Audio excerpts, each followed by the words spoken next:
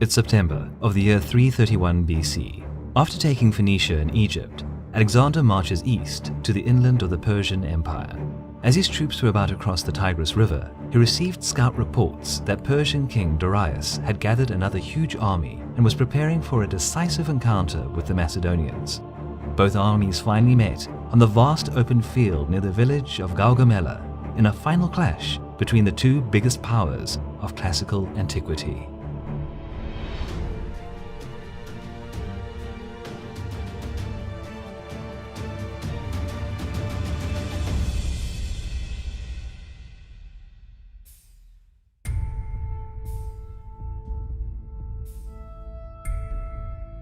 It's the beginning of the year 331 BC. After the successful subjugation of Tyre and Gaza, the Macedonian army took some time to regenerate in the rich valley of the Nile. The Egyptian satrap didn't oppose Alexander, as the Macedonian was seen as a liberator rather than an invader, since Egypt wasn't the most loyal of Persian provinces. After the crushing defeat near Issus, Persian king Darius changed his approach and tried to stop Alexander's extraordinary conquest by using diplomacy. Yet the Macedonian king refused Darius's increasingly generous terms thrice, and with winter passing by, started to draw the plans for the upcoming Babylonian campaign. With all preparations completed, the refreshed and decently supplied Macedonian force marched out back to Phoenicia in the beginning of April. It's worth noting that Alexander paid significant attention to the often overlooked logistical part of his conquests. Maintaining such a considerable force in excellent shape for many years far away from home required exceptional planning and stellar management. For as long as it was possible, the Macedonian army stuck to the coast and utilized the fleet to take care of provisions. Darius was well informed of the Greek movement, and by the time Alexander crossed the Euphrates, the new Persian army was being assembled. The King of Kings expected the Macedonians to march along the river straight to Babylon and decided to use scorched earth tactics by ordering the plunder of the Euphrates Valley. But thriving cities lying close to the river were decently defended, making supply gathering quite challenging. So Alexander chose a northern route instead, which, although longer, had rural settlements that offered easy access to food and water. Upon hearing the unexpected news, Darius instantly departed Babylon heading north along the east bank of the Tigris River. He appointed a strong mounted unit under Mazaeus, governor of Babylon, to guard the northern crossing of the Tigris and plunder its east bank to hinder the Macedonian march. But Mazaeus failed to challenge the Greeks during the crossing, and in the middle of September, Alexander reached the east side of the river. Darius knew that the encounter was close, so he started to seek a suitable place for the upcoming battle. He set up camp on a wide plain near the village of Gaugamela and began preparations. In the meantime, Alexander's troops caught a Persian scouting party and found out that Darius was camping 30 kilometers to the east. The Macedonian king quickly dispatched his own scouts and advanced towards the enemy. Camp was set behind a hill about 10 kilometers away from the presumed battlefield, and after a few days' rest, on the last days of September, Alexander departed towards the Persian positions. The hill between the two armies was guarded by Mazaeus' detachment, but upon seeing that the whole Macedonian army was approaching, the Persian noblemen simply retreated without a fight and rode back to the camp, yielding the hill. Having the hill was an advantage, but Darius still held the open fields which suited combat for his larger army far better. So the hill was important, but an acceptable loss. Alexander took the hill, and, after a short examination of the environs, decided to set a temporary camp there. This maneuver gave him a significant advantage, as the higher ground provided a good view of the Persian camp and their troop deployment. Moreover, the hill was well suited for defense purposes, so Alexander didn't rush and comfortably prepared for the battle, making sure his troops were well fed, rested, and in good mental condition. In comparison, due to Mazaeus' failure, Darius was under constant threat of sudden Greek attack, even at night, so his troops had to maintain readiness for battle. Of course, Darius had superior numbers, plenty of solid cavalry, and suitable terrain, but his army could do nothing but wait for the Macedonians to make the first move, as storming the ridge was not a viable option.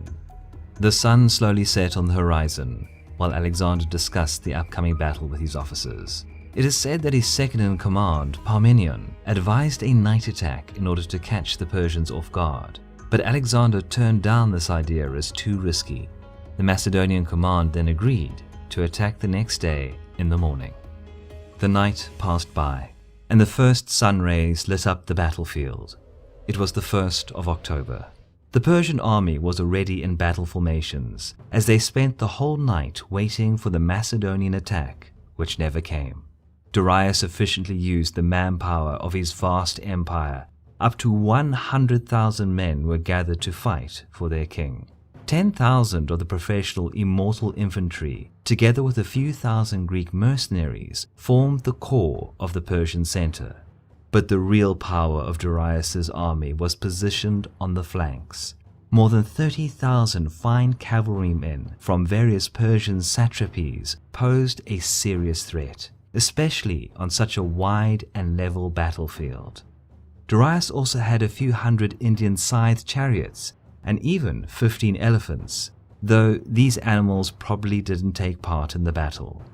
The rest of his army was formed by various infantry units gathered from tribes inhabiting the Achaemenid Empire, though their battle potential was questionable. Due to the size of the Persian army, the command was split between Darius and his trusted generals Mazias and Bessos. We could spend another 5 minutes discussing the exact positions of Bactrian cavalry or Parthian infantry in the Persian battle line, but as in battle, time is of the essence, and at this point the sun was near noon. Oversleeping Alexander finally awoke, and the refreshed Macedonian army abandoned the hill and began their deployment. 40,000 infantrymen and a 7,000-strong cavalry detachment formed a slanted battle line, with the right flank facing the front of the Persian center. To avoid possible encirclement, both flanks were sufficiently reinforced and slightly curved backwards. The Macedonian center was occupied by a disciplined Sarissa phalanx, supported by solid Hypaspist units. Cavalry was split between both flanks, Thessalian units on the left and companion cavalry on the right. The second line was occupied by Thracian and Illyrian infantry. Just like in previous battles, the command was split between Alexander and Parmenion. To achieve a flanking advantage, the Macedonian king started to move his line right, but Darius immediately countered by stretching his left flank and matched the opponent's movement. Darius had the battlefield leveled and cleared off any obstacles for more effective chariot use, which is why he wanted to prevent the Macedonians from leaving the prepared ground. Persian cavalry moved out and attacked Alexander's far right. Fierce fighting began with no clear winner, but as time passed, Macedonian cavalry prevailed and routed some of the Persian units, though suffering serious damage. Seeing the trouble on his left, Darius sent all his chariots to storm the Greek center. Yet this attack wasn't particularly successful, as defenders opened their ranks and allowed attackers to ride through the line, raining javelins on them at the same time. Following the chariots, the Persians' right flank, led by Mazias, stormed Parmenion's side, killing many Greeks in the process and forcing the Macedonian commander to give ground. Parmenion was in serious trouble, being outnumbered and partially enveloped. But it wasn't the first time he was forced to fight at unfavorable odds. His flank fought bravely and somehow endured the Persian push, though at a high cost. It was at this point that Darius noticed that Alexander was moving his flank to the right, while Parmenion stayed on the left, creating a gap in the Macedonian center. The Persian king saw this as a weak point and impulsively sent his immortal units to exploit the opening. But this was bait. Doing so exposed Darius's own center. Alexander had waited for such an opportunity. He swiftly moved companion cavalry supported by the remaining units of his flank and struck the Persian center, right where Darius' exposed royal guard stood. Despite the support of the second-line units, the impetus of the Macedonian charge quickly broke the Persian line.